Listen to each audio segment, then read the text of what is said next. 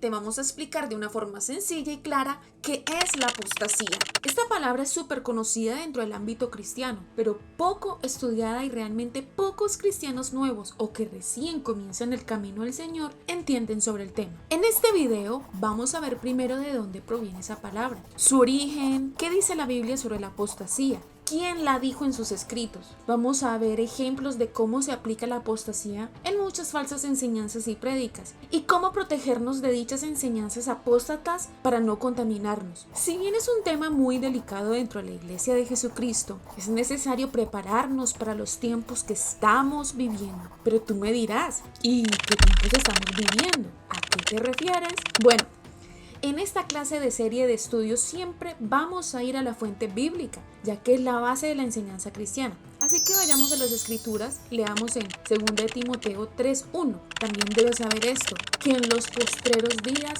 vendrán tiempos peligrosos. Pablo, estando en la celda, ya en el final de su ministerio, él siente la necesidad de advertir a un tímido y joven Timoteo sobre el peligro que se avecinaba en los últimos tiempos. Y le dice, querido Timoteo, prepárate para los últimos tiempos porque serán sumamente peligrosos. Y así es, estamos viviendo estos tiempos de peligro de extraviarnos y desviarnos del camino de la fe. ¿Recuerdan a este predicador diciendo a toda voz, ¡alerta pueblo! ¡Cristo viene! ¿Sabes quién es? Sí, es el evangelista predicador hermano Gigi Ávila. ¡Qué tremendo sonar de trompeta y advertencia! Asimismo, el anciano Pablo nos alerta y nos dice, oigan, vendrán tiempos muy pero muy peligrosos. Y lo más trascendental es que el peligro real no proviene del mundo de los que no conocen de Dios, sino de los que están mezclados en nuestras iglesias. Ahora, ¿ustedes qué creen? ¿Qué es la apostasía? Danos tu opinión y coméntanos debajo del video. Veamos la fuente de esta palabra. Viene de la raíz griega que se compone de dos palabras. La primera es apos, que significa abandono o abandonar una doctrina o creencia. Y la segunda es éstasis, que significa ponerse o colocarse. Claramente es abandonar las creencias religiosas y colocarse en otra postura. Ahora entendemos un poco mejor sobre la apostasía. Vamos a ver en qué parte de la historia o en qué contexto se utilizó esa palabra en las Sagradas Escrituras. Y otra vez tenemos que ir al apóstol Pablo. No vamos a tocar el tema de los falsos maestros porque son muchísimos los que hay hoy en día y es para otro vídeo. Estate atento porque pronto lo subiremos, así que lo que puedes hacer es suscribirte al canal. Vamos al libro de 2 de Tesalonicense, capítulo 2 en adelante. En esta parte de su carta, la iglesia tesalónica comienza a revelar acerca de un personaje siniestro, lo cual llama el hombre de pecado. Anterior a eso, podemos ver en el capítulo 1 que él relaciona el tema con la venida de Jesucristo y habla en cierta forma de que Dios juzgará a los pecadores en su venida y que los que conocieron el evangelio pero no le obedecieron también serán excluidos del reino de Dios. Pablo viene preparando el camino para entender este ministerio y nos habla de la venida del Señor. Leamos el capítulo 2 de Tesalonicenses. Él advierte en los primeros versos, no te dejes mover con respecto a la venida de Cristo. Teniendo en cuenta esta verdad, él declara, no vendrá. Hablando de la venida de Cristo, no vendrá sin que antes venga la apostasía. Hermano, hermana, siervo, ministro, ¡qué tremenda revelación! Apostasía. Pablo dice, es inevitable. Esto tiene que ser parte de este último tiempo. Esto es tan real como el aire que respiramos. Antes de que venga Cristo, dice Pablo, tiene que venir esta condición espiritual llamada apostasía. Por eso, como creyentes y defensores del evangelio, no debemos tratar de evitar que se manifieste la apostasía, porque sí o sí tenemos que aprender a vivir sabiendo que esto es real en muchas iglesias y en muchas bocas de predicadores y falsos maestros. Ahora bien, yo me pregunto, ¿será que estamos a las puertas de la venida de Jesús para buscar a su esposa, la verdadera esposa del Cordero, llena de aceite, llena de su Espíritu Santo? ¿Será que la apostasía que hoy vivimos, como relata Pablo en su libro, es la alarma que nos dice, alerta pueblo, llena tu lámpara de aceite, mantente firme, no te perturbes, ni por espíritu ni por palabra? ¿Cómo se explica la apostasía? Un ejemplo claro. Muchos enseñan en muchos canales de YouTube a millones de seguidores la falsa doctrina de que Dios nos ama. Y no importa cómo vivamos, o aunque no le obedezcamos, es el amor y aún así seremos aceptados en su reino. Yo les llamo el evangelio de los amálticos y sensuales. El sensual vive de lo que siente. Hoy en día lamentablemente está lleno de sensuales románticos del evangelio en YouTube y estos predicadores tienen un éxito enorme porque la gente tiene comezón de oír cosas bonitas entre comillas, pero devastadoras para su salud espiritual. Y también entra muchísimo en juego las reacciones químicas del cerebro con respecto a esa sensación de placer al oír cosas que nos gustan y nos agradan, como por ejemplo la dopamina. Los falsos ministros de la apostasía crean ambientes agradables con sillas súper cómodas, cafeterías, y mientras escuchas esos sermones sientes el aroma a café recorriendo tu cerebro. Utilizan escenografías oscuras con luces tenues donde el cerebro capta ese momento de placer, lo graba, lo plasma con la dopamina y automáticamente cuando andes en la calle o en tu casa el cerebro recordará lo bien que te sentías en esos lugares. Todo lo que se enseña falsamente acerca de la doctrina de Jesús y los fundamentos cristianos, eso es apostatar. Un ejemplo muy claro, podemos decir que Dios es amor y me ama tal y como soy. ¿Ustedes creen que esa afirmación es errónea o está dentro de la doctrina de Cristo? Dios es amor, eso es verdad, pero Dios no me ama tal como soy. Dios me ama a pesar de lo que soy, es decir, un pecador. Es una diferencia muy grande. Esa manipulación es sumamente peligrosa porque cuando vivas de cualquier manera, o sea, pecando automáticamente, dirás tu cerebro, Dios te ama tal como eres. Y te costará horrores abandonar esa condición de pecado y arrepentirte. Proverbios 28:13 dice que el que encubre su pecado no prosperará, mas el que se arrepiente y se aparta alcanzará misericordia. Dios te ama, claro que sí, pero Él quiere que me arrepienta y cambie de vida, o sea, apartarme.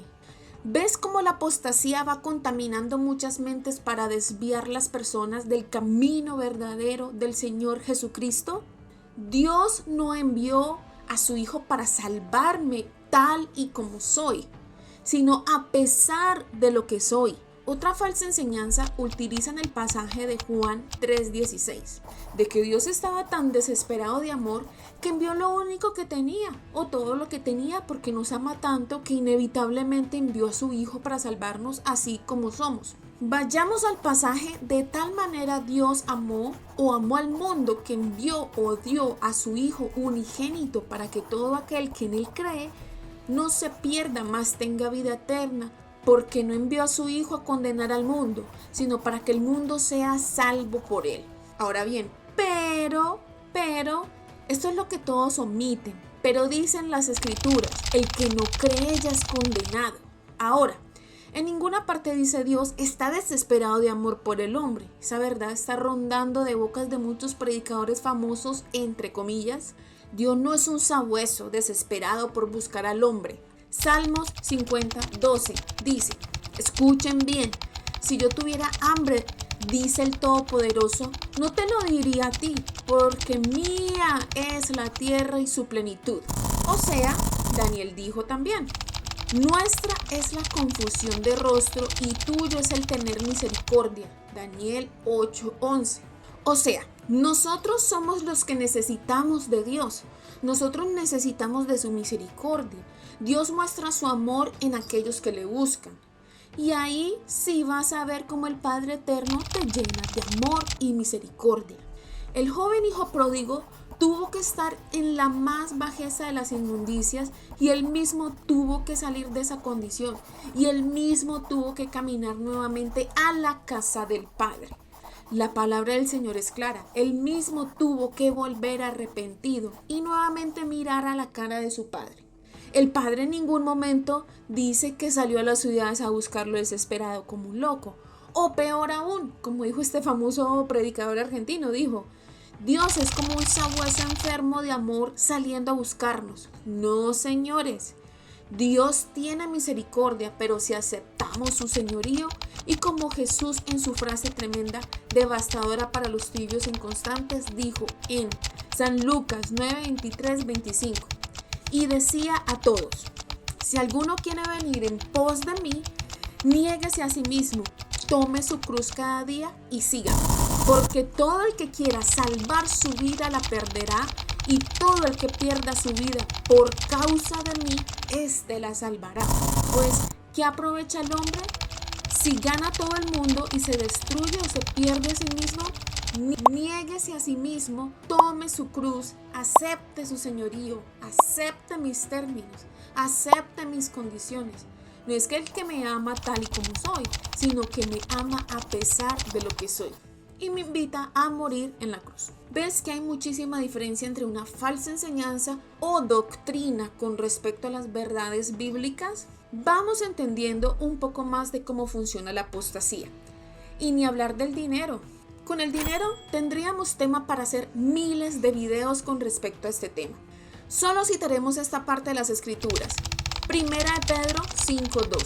Pastorea el rebaño del Señor voluntariamente, no por obligación ni por avaricia del dinero, sino con sincero deseo. Dios no va a juzgarnos por nuestras acciones solamente.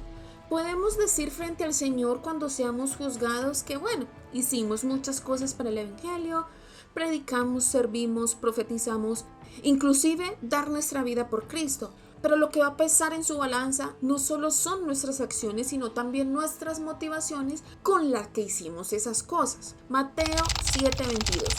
Muchos me dirán en aquel día: Señor, Señor, ¿no profetizamos en tu nombre? Y en tu nombre echamos fuera demonios, y en tu nombre hicimos muchos milagros. Y entonces les declararé: nunca os conocí. Apartaos de mí, hacedores de maldad. ¿Por qué creen que va a suceder eso? Motivaciones. ¿Por qué lo hiciste? Ante Dios no hay nada oculto. ¿Qué te motiva realmente a predicar, abrir un canal de YouTube, cantar, etcétera? ¿Será que me motiva el dinero? ¿Será que me motiva la fama? Muchos enseñan que Dios sí o sí tiene que llenarnos de riqueza y que aquel que es pobre es porque no tiene a Cristo, o está en pecado, o está llevado por el diablo. ¿Acaso eso enseñan las escrituras realmente? Cuidado con lo que escuchamos. Cuando la palabra del Señor nos dice que el Señor es mi pastor y nada nos faltará, está hablando de que todo lo que necesitas para ser bendecido se te ha dado. No solo lo material, sino en salud, armonía, paz, gozo, etc. Y no dice que te hará rico o que vas a tener carro nuevo o casa de lujo. Está hablando que Él te suplirá integralmente lo que necesitas. Pablo dice: sé vivir en escasez y en abundancia, estoy enseñado. Y termino: todo lo puedo en Cristo que me da fuerzas. Filipenses 4:12-13. El Evangelio de Cristo enseña que Él suplirá todo lo que os falta. Filipenses 4:19. No habla de hacerte rico, no habla de prosperidad desmedida, sobrenatural, oro cayendo del techo, o tampoco habla de que si estás en escasez te llevará el diablo. Pablo también vivió en escasez y sin embargo nunca dejó de servir al Señor o de dudar del Evangelio de Cristo. Falsas doctrinas, apostasía, esa es la leche adulterada. Hay muchos predicadores apóstatas predicando, burlándose de los pastores pobres o de bajos recursos, adúlteros de la fe. Y esos emanan leche adulterada. Vayamos a este pasaje. Primera de Pedro 2:1-10. Desechando pues toda malicia, todo engaño, hipocresía, envidias y todas las detracciones, desead como niños recién nacidos la leche espiritual y no adulterada, para que por ella crezcáis por salvación, si es que habéis gustado la benignidad del Señor. ¿Saben qué es lo más importante en este tema de alimentos? Es no ingerir alimentos adulterados.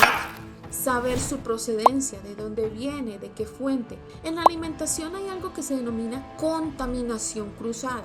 Los que estudiaron gastronomía sabrán del tema. En una cadena de alimento contaminado, si eso no se detecta a tiempo, puede contaminar a más de uno y causar una cadena de daños mucho mayores.